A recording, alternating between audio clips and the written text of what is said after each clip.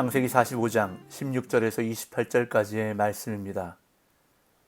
요셉의 형들이 왔다는 소문이 바로의 궁에 들림에 바로와 그의 신하들이 기뻐하고 바로는 요셉에게 이르되 네 형들에게 명령하기를 너희는 이렇게 하여 너희 양식을 싣고 가서 가나안 땅에 이르거든 너희 아버지와 너희 가족을 이끌고 내게로 오라. 내가 너희에게 애굽의 좋은 땅을 주리니 너희가 나라의 기름진 것을 먹으리라. 이제 명령을 받았으니 이렇게 하라. 너희는 애굽 땅에서 수레를 가져다가 너희 자녀와 아내를 태우고 너희 아버지를 모셔오라. 또 너희의 기구를 아끼지 말라. 온 애굽 땅에 좋은 것이 너희 것임이니라.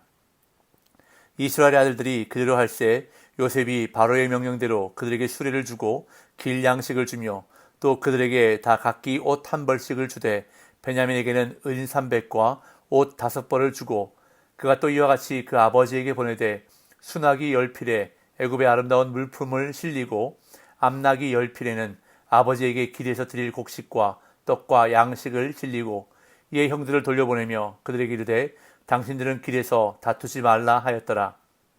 그들이 애굽에서 올라와 가나안 땅으로 들어가서 아버지 야곱에게 이르러 알리어 이르되 요셉이 지금까지 살아있어 애굽 땅 총리가 되었더이다. 야곱이 그들의 말을 믿지 못하여 어리둥절하더니 그들이 또 요셉이 자기들에게 부탁한 모든 말로 그에게 말하며 그들의 아버지 야곱은 요셉이 자기를 태우려고 보낸 수레를 보고서야 기운이 소생한지라. 이스라엘이 이르되 조카도다. 내 아들 요셉이 지금까지 살아있으니 내가 죽기 전에 가서 그를 보리라 하니라. 아멘. 어제 본문에서 요셉은 형제들 앞에서 울며 자신의 정체를 드러냈습니다. 나는 당신들의 아우 요셉이니 당신들이 애굽의 판자라 라고 형들에게 말했습니다. 이에 너무 놀라고 당황하고 무서워하는 형들에게 자신을 이곳에 팔았다고 해서 근심하지도 한탄하지도 말라고 요셉은 말합니다. 이 모든 일이 다 하나님이 하신 것임을, 하나님이 생명을 구원하시려고 요셉을 먼저 애굽으로 보내셨다고 말하며 형들을 안심시켰습니다. 그런 다음 요셉은 아직 5년이나 더 흉년이 지속될 것을 그들에게 알려주면서 속히 아버지께로 올라가 요셉이 살아있음을, 그리고 요셉이 애굽의 총리인 것을 알리고 아버지와 가족들을 애굽으로 모시고 내려오라고 말했습니다. 그리고 나서 요셉은 사랑하는 아우 베냐민과 서로 목을 안고 울고 또한 나머지 형들과도 입맞추며 안고 울었습니다. 이제 오늘 본문에서는 요셉의 형들이 왔다는 소식이 바로의 궁에까지 전해진 것이 언급되고 있습니다. 애굽의 총리인 요셉이 20여 년 만에 형제들을 만났다는 소식이 바로의 궁에 전해지자 바로와 그의 신하들이 기뻐하고 바로는 요셉의 아버지와 그의 가족을 공식적으로 애굽으로 초대합니다. 16절에서 18절입니다. 요셉의 형들이 왔다는 소문이 바로의 궁에 들림에 바로와 그의 신하들이 기뻐하고 바로는 요셉에게 이르되 네 형들에게 명령하기를 너희는 이렇게 하여 너희 양식을 싣고 가서 가나안 땅에 이르거든 너희 아버지와 너희 가족을 이끌고 내게로 오라. 내가 너희에게 애굽의 좋은 땅을 주리니 너희가 나라의 기름진 것을 먹으리라. 요셉은 자신의 집에서 모든 시종을 내보내고 형제들과 재회의 기쁨을 나누고 있었습니다. 하지만 이미 그때 이 소식은 애굽 사람들과 바로의 궁에까지 전해졌습니다. 어제 본문 2절에 보면 요셉이 큰 소리로 우니 애굽 사람에게 들리며 바로의 궁중에 들리더라 라고 기록된 것을 볼 수 있습니다. 요셉의 울음소리가 궁중에까지 들렸다는 것보다는 요셉이 20여 년 만에 형제들을 만나 크게 울었다는 소식이 궁중에까지 전해졌다는 것으로 볼 수 있습니다. 그 소식을 저희들은 바로와 신하들은 마치 자기 일처럼 매우 기뻐했습니다. 이는 애굽에서 요셉이 어떤 대우를 받고 있는지 단적으로 보여주는 것입니다. 그만큼 요셉은 바로와 신하들에게 그리고 애굽 사람들에게 인정받고 있었던 것입니다. 이에 바로는 요셉을 불러 형들에게 자신의 의지를 전하라고 명령하는데 이것은 야곱의 가족을 애굽에 정착시키기 위한 노력을 보여주고 있습니다. 바로는 요셉의 형들이 양식을 싣고 가나안 땅에 도착하거든 아버지와 가족을 이끌고 애굽으로 내려오라고 말합니다. 그러면 애굽에서 가장 좋은 땅과 가장 기름진 것을 주겠다고 약속합니다. 요셉은 이미 형제들에게 애굽으로 내려와 고센 땅에 정착하여 지내라고 어제 본문에서 말했습니다. 하지만 바로는 그것을 모른 채 좋은 땅과 기름진 것을 주겠다고 말합니다. 그래서 어떤 학자는 이 두 이야기를 연결해 요셉의 말을 바로가 승인하는 것으로 이해합니다. 당시 이주민을 정착시킬 권한은 요셉의 영향받기였던 듯합니다. 바로가 애굽의 좋은 땅과 나라의 기름진 것을 주겠다고 말함으로써 야곱의 가족은 선택의 폭이 넓어졌습니다. 또한 바로는 애굽에서 수레를 보내 야곱과 그의 가족들을 데려올 수 있도록 배려합니다. 19절 20절. 이제 명령을 받았으니 이렇게 하라. 너희는 애굽 땅에서 수레를 가져다가 너희 자녀와 아내를 태우고 너희 아버지를 모셔오라. 또 너희의 기구를 아끼지 말라. 온 애굽 땅에 좋은 것이 너희 것임이니라.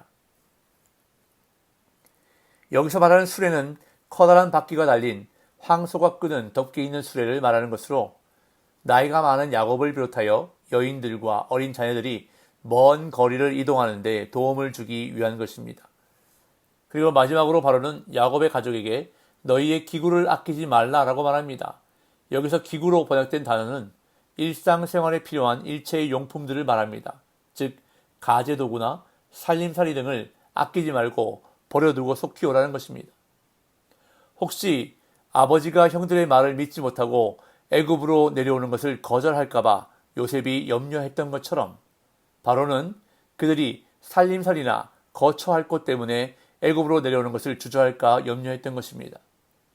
이에 요셉을 비롯한 형제들은 바로의 승인이 떨어지자 지체 없이 바로의 명령을 실행에 옮겼습니다. 21절 22절.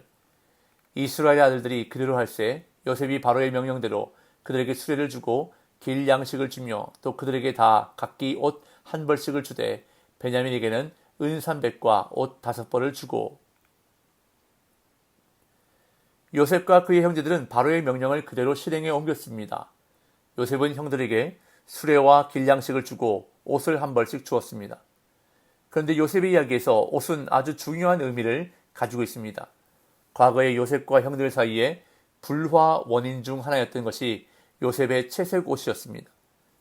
요셉의 형들은 요셉의 채색 옷을 벗기고 거기에다 짐승의 피를 묻혀 아버지에게 보여주어 야곱은 지금까지 요셉이 죽은 줄로 알고 있었던 것입니다. 그런데 지금 요셉이 형들에게 주는 옷은 이전까지의 부정적인 이미지를 씻어버리는 화해의 선물이 됩니다. 옷을 빼앗음으로 관계가 깨어졌다면 옷을 선물함으로 관계를 회복하는 것입니다. 요셉은 자신의 친동생인 베냐민을 특별히 생각하여 선물을 따로 준비합니다. 그는 동생을 위해 은 300과 옷 5벌을 주었습니다. 그리고 요셉은 아버지를 위해서도 따로 선물을 준비했습니다. 23절 24절. 그가 또 이와 같이 그 아버지에게 보내되 순하기 10필에 애굽의 아름다운 물품을 실리고 암나귀 10필에는 아버지에게 길에서 드릴 곡식과 떡과 양식을 실리고 이에 형들을 돌려보내며 그들에게 이르되 당신들은 길에서 다투지 말라 하였더라. 요셉은 아버지를 위해서 순하기 10필에 애굽의 아름다운 물품을 싣고 암나귀 10필에는 아버지께서 애굽으로 내려오실 때 길에서 드실 곡식과 떡과 양식을 실었습니다. 그런 다음 요셉은 형들을 아버지에게로 떠나보내면서 조심스럽게 마지막 당부의 말을 하는데 그것은 바로 길에서 다투지 말라는 것이었습니다. 새번역 성경은 이것을 서로들 탓하지 마십시오 라고 번역했습니다.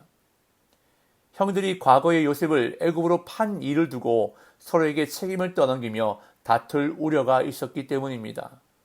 어쩌면 비록 요셉이 그들을 용서했지만 나중에 그들에게 복수할지 모른다는 두려움 때문에 그들이 애굽으로 다시 오는 것을 꺼릴지도 모르는 상황에 대한 조치일 수도 있습니다. 이제 형들은 무사히 가나안 땅으로 돌아왔습니다. 25절 26절. 그들이 애굽에서 올라와 가나안 땅으로 들어가서 아버지 야곱에게 이르러 알리어 이르되 요셉이 지금까지 살아있어 애굽 땅 총리가 되었더이다. 야곱이 그들의 말을 믿지 못하여 어리둥절하더니. 형들은 무사히 가나안 땅으로 돌아와 아버지 야곱에게 놀라운 두 가지 사실을 말해줍니다. 하나는 요셉이 지금까지 살아있다는 것이고 다른 하나는 요셉이 애굽의 총리가 되었다는 사실이었습니다. 그러나 야곱은 아들들의 말을 믿지 못하고 어리둥절해 했습니다. 여기서 어리둥절하다로 번역된 히브리 단어의 문자적인 의미는 무감각해지다입니다. 야곱의 아들들은 그동안 아버지에게 신뢰를 주지 못했습니다. 그래서 야곱은 이제 아들들의 말에 무감각해진 것입니다. 이렇게 아버지가 자신들의 말을 믿지 않자 아들들은 요셉이 부탁했던 말을 아버지에게 전하고 요셉이 보낸 수레를 보여주었습니다. 27절, 28절. 그들이 또 요셉이 자기들에게 부탁한 모든 말로 그에게 말하매 그들의 아버지 야곱은 요셉이 자기를 태우려고 보낸 수레를 보고서야 기운이 소생한지라. 이스라엘이 이르되 조카도다. 내 아들 요셉이 지금까지 살아있으니 내가 죽기 전에 가서 그를 보리라 하니라. 야곱은 요셉이 보낸 수레를 보자 기운이 소생했습니다. 이 말은 영이 살았다는 말입니다. 이 야곱은 정신을 차리고 의지를 분명하게 밝힙니다. 그는 요셉을 내 아들이라고 말하며 그를 만나기 위해 애굽으로 내려갈 결심을 합니다. 게다가 내가 죽기 전에 라고 언급함으로써 지체하지 않고 애굽으로 내려갈 것을 다짐했습니다. 오늘 본문을 통해서 요셉이 애굽의 바로와 신하들에게 인정받는 사람이었다는 것을 보게 됩니다. 당시 애굽 사람들은 히브리 사람들을 부정하게 여겨서 같이 식사도 하지 않을 정도였지만 요셉의 형들이 왔다는 소식에 바로는 물론 신하들까지 모두 기뻐했음을 보게 됩니다. 이는 요셉이 애굽에서 그만큼 인정을 받았다는 사실을 말해주고 있습니다. 그가 평소에 어떠한 삶을 살았는지, 어떠한 인품으로 살았는지도 보여주고 있습니다. 이처럼 그리스도인은 세상에서도 인정받는 사람이 되어야 한다는 것입니다. 물론 하나님 앞에서 인정받는 삶을 먼저 살아야 하겠지만 세상에서도 인정받고 선한 영향력을 끼치며 우리의 말과 행실을 통해서 하나님께 영광을 돌리는 삶을 살아야 한다는 것입니다. 오늘 저와 여러분들의 삶이 요셉과 같은 삶 될 수 있기를 간절히 소망합니다. 보이지 않는 하나님의 나라를 보여주는 것이 교회와 성도의 사명임을 다시 한번 깨닫고 오늘도 삶으로 그리스도를 증거하는 복된 날 되시기를 예수님의 이름으로 축복합니다.